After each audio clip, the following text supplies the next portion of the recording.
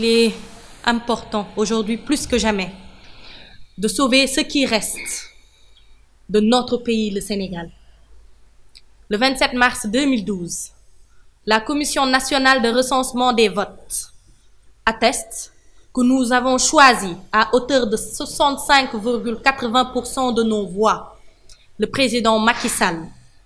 Mais après les indépendances, nous avions tellement d'attentes, surtout par rapport à l'autonomie dont nous avait fait goûter un peu le président Wade, qui en août 2011 a fait que notre pays est redevenu maître de son territoire avec le renvoi des soldats français stationnés à Dakar, et a aussi veillé à ne plus conclure aucun nouvel accord bilatéral de défense.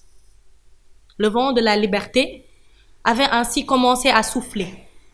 Mais moins de 20 jours après l'officialisation des résultats présidentiels, Macky Sall effectuera son premier voyage en France pour déjeuner au palais de l'Élysée avec Nicolas Sarkozy pour procéder au, ils disent, développement de la coopération franco-sénégalaise, selon le communiqué de l'Élysée lui-même. Moins de 7 ans, nous retrouvons ce pays entre les mains de la France. Macky Sall a fait ramener la présence militaire au Sénégal. En 2016, les échanges entre les deux pays s'élevaient à 547 milliards de francs CFA, dont 448 milliards au profit de la France. Et selon le Quai d'Orsay, une centaine d'entreprises françaises sont implantées au Sénégal. Ajoutez à cela que sur les PME sénégalaises, qui constituent 90% des entreprises sénégalaises, seuls 5,3% d'entre elles exportent. Le taux de mortalité de ces PME n'est pas moins de 64%.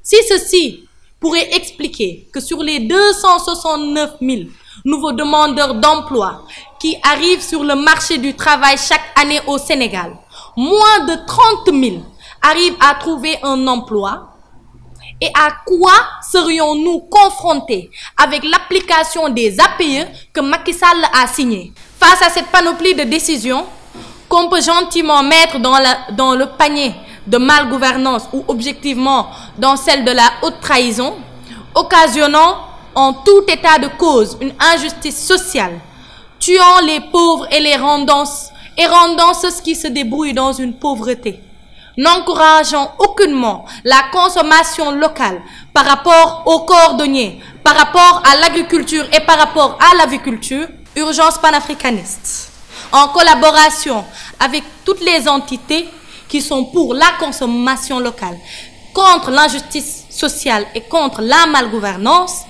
appelle à une mobilisation contre la France-Afrique, la malgouvernance et pour la justice sociale, mais aussi la valorisation de la production sénégalaise, de la production africaine.